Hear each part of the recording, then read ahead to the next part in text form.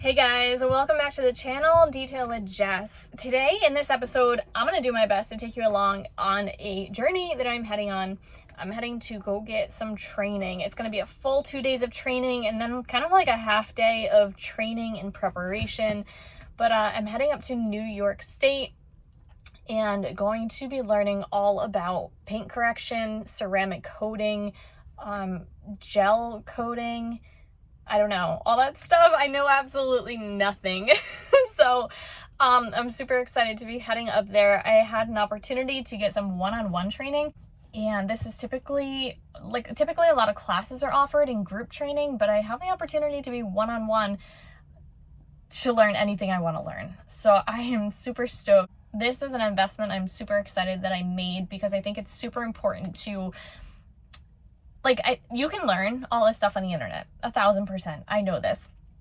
But you can excel and speed up the learning process so much by learning things the correct way and learning from somebody who knows and has been in the industry for a long time and has already made all the mistakes.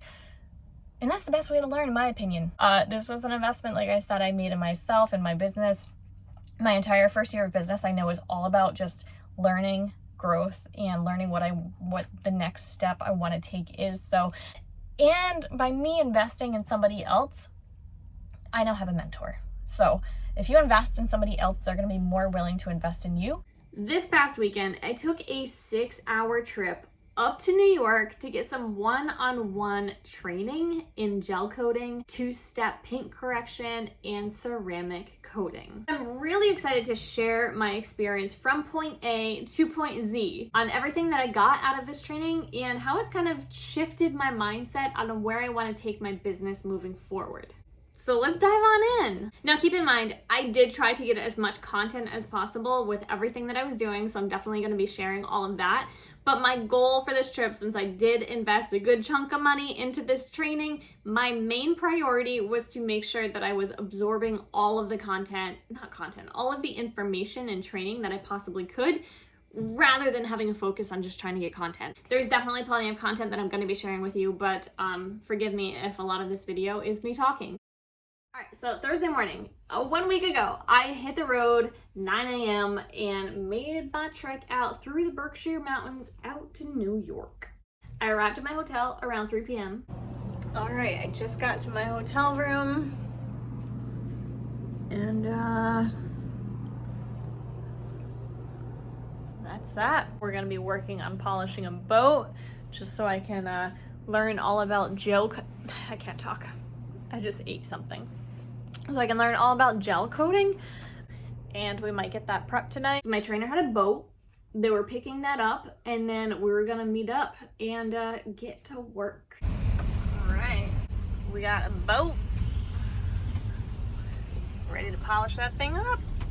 I really wanted to learn all about how to work on RVs just because they're so massive, and I think I'm gonna have great opportunities around the RV market this winter that I really wanted to get hands-on and learn all about how to detail the exterior of RVs. And I wanted to learn all about gel coating and how to work with that.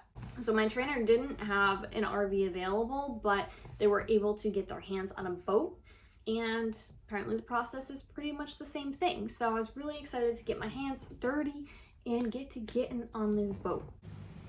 So Friday morning, we got to working on the boat nice and early. Now I was slightly bummed in the process that we ended up taking to decontaminate the boat because my trainer had seen this process on Facebook and was really curious to try it. And that process of decontaminating the boat and kind of cutting through that oxidation to start required using a rough scrub pad and Comet. So doing a decontamination process. So we are using Comet to kind of try and scrub and clean, decontaminate this boat.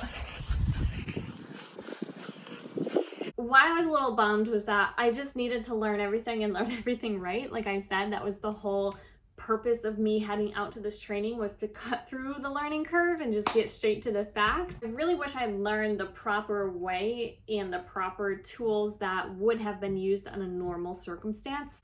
Anywho, I'm sure YouTube has all those answers when I go to Google it or look for it, so I'll find them there. But while the boat was drying, we ended up having an Alfa Romeo coming in for maintenance on this, a maintenance wash, like on its ceramic coating. So while that boat was drying, we started off with pre-treating this vehicle for bugs, and then we moved on to an acid rinse on that vehicle. I'm so uneducated in acid. Like I haven't used it because it makes me super nervous. And then we moved on to the touchless rinseless wash with the ONR. And then we moved on to the hand wash. And of course, cleaned the tires as well and gave them a whole iron decon. So then we dried the entire vehicle by hand, and I applied a ceramic sealant just to give it that extra 6 months of protection. So that detail really had absolutely nothing to do with my training, but it was just kind of on the schedule, so we got it done. So now that the boat was dry, we ended up moving on to the actual polishing process, and I got to learn all the different types of like cutting through those scratches. So I was able to see in action, which was really cool, the effects that like a dual action polisher would have with a synthetic wool pad on the gel coat. And then we had done a section where we used just the rotary polisher with a synthetic wool pad and used that on the gel coat. And then we did a third section that we wet sanded and used a rotary polisher with that same synthetic wool pad and saw the effects that that had on the gel coat.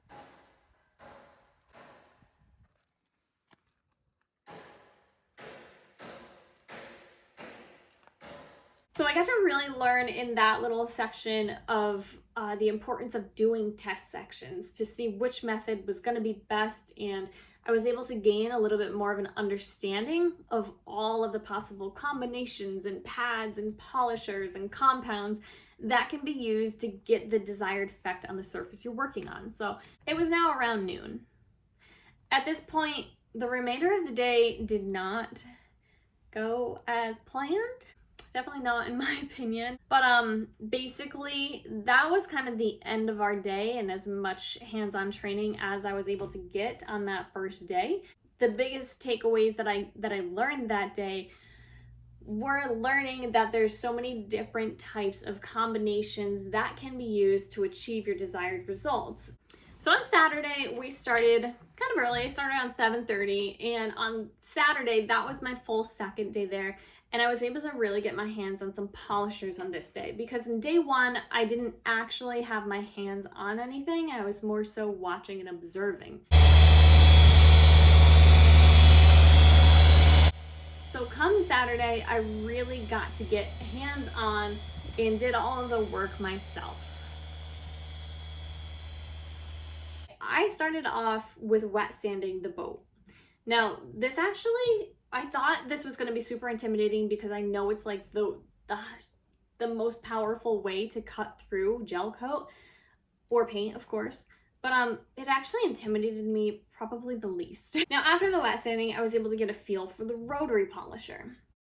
So the rotary polisher was definitely interesting to learn like how to work with it, because definitely with my own inexperience in the way that my brain processes things, I was like struggling. Yeah, so I was absolutely struggling with learning how to like properly chase the compound. It felt like a puzzle that my brain just couldn't wrap itself around.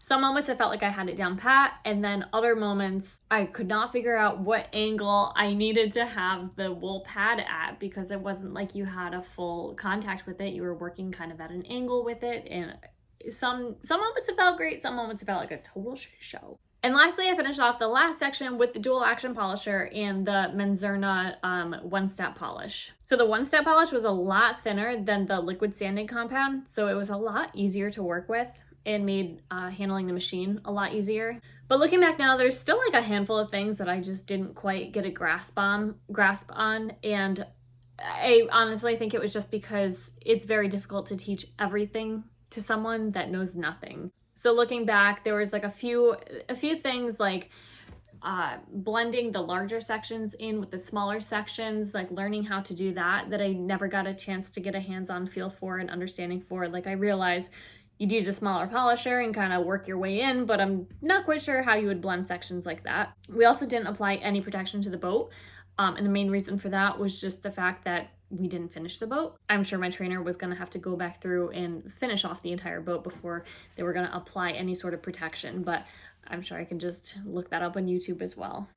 But overall, when it came to the boat, like the biggest challenges that I experienced were definitely learning how to move and kind of like move along the lines and angles of the boat, especially when you're working overhead. It's definitely extremely challenging, especially being a 112-pound little female. My shoulders got so tired, so burnt out. In all of those weird angles and working underneath a boat when the boat is going away from you was difficult. So I honestly wish that I could have polished the entire boat from start to finish, but I'm not gonna lie, I was smoked. But I also know that I still had to go through and polish the truck and do a whole 2-step and ceramic coating on that, so I didn't really want to burn myself out. So we kind of stopped there with the boat. I got a good feel of it, an understanding of the gel coating, an understanding of polishing, the movement, the angles, way to work with different pads, different compounds, and everything. So I felt like my goal of going there was to get a basic understanding, and I got that. So we kind of stopped there with the boat and moved on to the truck. The truck that we were working on was a brand new Dodge Ram 3500. It was in there for a 2-step paint correction and a ceramic coating. I'm looking at this thing thinking, I have a blind eye. Like, I don't know what I'm looking for. This doesn't make sense. Like, why are we doing a paint correction on a vehicle that's brand new? But once that LED light came out, I could see everything super clear and had a much greater understanding of what we were working on, what we were working to perfect, and the corrections that needed to be made before applying that ceramic coat. So as we moved on to paint correction with the truck, I first learned how to read paint depth. Really interesting to learn how to average out the thickness of the paint. But truthfully, like, I still have no idea how to actually know how many micrometers I'm cutting out when I'm polishing. So that's still something that I just don't know. And maybe that's something that you learn as you go along and you gain experience, or maybe an area I just need to do more research in, but I don't know. But you're all more than welcome to share your comments and your thoughts with me and your knowledge as to, like, how do you learn that? How do you know how deep you're going? How do you know how much you're cutting out? So this vehicle was already taped off, so I didn't have the experience of fully going from start to finish and taping the vehicle off and knowing what to tape off. But half of the vehicle had already been paint corrected, so it was already in process of being worked on. From there, we moved on to prepping the surface to get it ready for the paint correction. So we did a rinse with the ONR, then we applied the isopropyl alcohol solution. And once the surface was clean, I started to cut through all those imperfections with the rotary polisher, along with the Lake Country black finishing pad. I don't know that the rotary polisher was necessary. I don't know if you would normally go that route, but I know that they wanted me to use that polisher and use the rotary polisher to get a feel of what it was like on the surface of with the paint.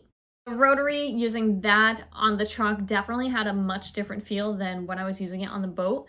But also when I was using it on the boat, I was using it with the synthetic wool pad where I was using it at an angle, whereas on the truck, I'm using the full finishing pad, like with full contact, full flat contact. And that was a huge issue I was having throughout the entire process with the rotary and with the dual action polisher. I just couldn't keep a flat surface of contact. I kept putting pressure, actually with my right hand, putting more pressure, regardless of how much I thought my hands were even when holding the polisher. I kept putting pressure on that back end, and definitely my biggest struggle.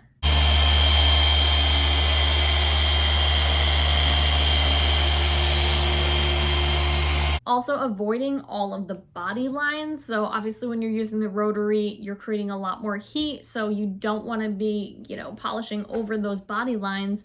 So avoiding those lines and also just learning how to move with the truck and the lines of the truck and the angles of the truck while keeping like the correct pattern, I guess you could say, the correct left to right, up and down, and then almost like you have so much information coming at you in your head that you're trying to process and trying to think through while you're doing the polishing and the cutting that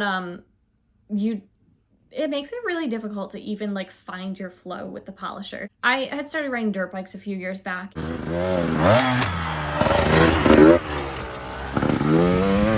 And that's just how I felt when I started riding dirt bikes. So I know it's just being inexperienced. And I know that the more experience you get, the more things will flow. So for day 2, actually day 1, that was my first day of handling a polisher. Day 1, it was definitely lots of information coming at me, lots of overwhelm. And as much as I wanted to just like find my flow and be one with the polisher, it was a shit show. It wasn't bad, but it just didn't feel natural. So I used a dual action polisher and a finishing pad as well. But again, just learning the proper form of holding the polisher and not putting that pressure on the back end and finding your flow. And then like skipping and with whether it was the rotary or the dual action, I forget, I think both. I was kind of like feeling that fight and that skip, and it was just my first day using a polisher. I don't know what else to tell you. So lastly, after buffing and cleaning that surface from polishing, I mean, we got it to like perfection. We then applied a ceramic coating. And the ceramic coating was something that I felt made me nervous because I've seen so many videos of detailers and talking about the high spots and all of that. And so I was a little bit nervous, but it actually seemed so easy. I was like, okay, I got this. So yeah, that was actually fun, and that was actually super easy. But it was pretty incredible to see the massive transformation that was made on the paint, because when I came into it, I'm looking at this chalk and I'm like, it is brand new. What are we looking at? What are we correcting? This makes zero sense. But then when you see it go from that beginning stage with the LED light to that finished like mirror-like state. So it was pretty incredible, the transition that it made. We finished up polishing that day around noon. And then girlfriend booked it home because this girl, she just needs one day off because she's got a busy week of detailing ahead. Okay, guys, so now for what I feel is the absolute kind of most important part of this video. And that is my final thoughts after having completed all of that training and getting certified in ceramic coating. So heading into this training, I was so excited because I get so many questions on it, and I know that you can make so much more money with it. Now, I took a few days to really sit and process everything and think it through and see where it would have a place in my business. And after this training, I came to the conclusion that on a scale of 1 to 10, my passion in these areas of working on boats, working on RVs, and doing like ceramic coats and 2-step corrections, my passion for that lies on a scale of 1 to 10 at a 0. It was incredible to see my trainer's eye for perfection in paint. Like, incredible. But for me, my business, my detailing, the joy and the pleasure that I get out of serving my customers is in the transformation that I give their vehicle and the feeling of confidence that I give them. Like, that's what I love about my business. And doing exterior paint work, I just don't know. I honestly feel like I would lose the joy in what I do, and I would feel like I created a really good high-paying job for myself if I added in these services as more of a full-time income. I also don't think I have the physical stamina to do it. Going into this training, I honestly didn't expect to have a passion for any of this, but I wanted to learn. I wanted to be able to properly educate and steer my clients into the right direction to make the best choices for their vehicle. And I felt like as a detailer, I felt like an idiot not knowing. So having gone to the training, I at least feel confident in the conversations that I now have with my clients when it comes to their vehicle and their paint. But going forward, now that I have this training complete, like my mind, I feel free. I feel like my brain is clear. I know the direction I'm heading in, because I was feeling so much pressure from TikTok, from YouTube, and people's comments and Facebook groups that like paint correction is where it's at. That's where the money is. You gotta go where the money is. Like, stop wasting your time on detailing. Like, all of these comments that I've heard and people have said to me, I started to feel like, okay, I need to learn this. I need to do this. I need to implement this. And now that I have that knowledge, now that I've gone through the course and I've applied it and I've done it, and I'm just like, I want nothing to do with that right now, I feel free and I feel like, sweet. My gut says that I'm on the right path. I'm heading in a fabulous direction, and I'm just gonna keep perfecting and getting better and better and better at what I do and what I have a passion for in this moment. So all in all, I absolutely do still plan to continue my own personal education in cutting and polishing and paint correction and fixing scratches and all of that fun stuff. I think is really good to have under your belt, but it's not a service that I am going to be putting out there as an availability to my customers at this point in time. I feel good. I feel pumped. I feel stoked. I just want to thank you guys so much for coming on this journey with me. This journey from start to finish, but also this journey this weekend. My point of sharing is to maybe inspire you or show you the benefits of like, hey, take a chance. Hey, learn something new. Hey, see if this works. And hey, trust your gut more than anything.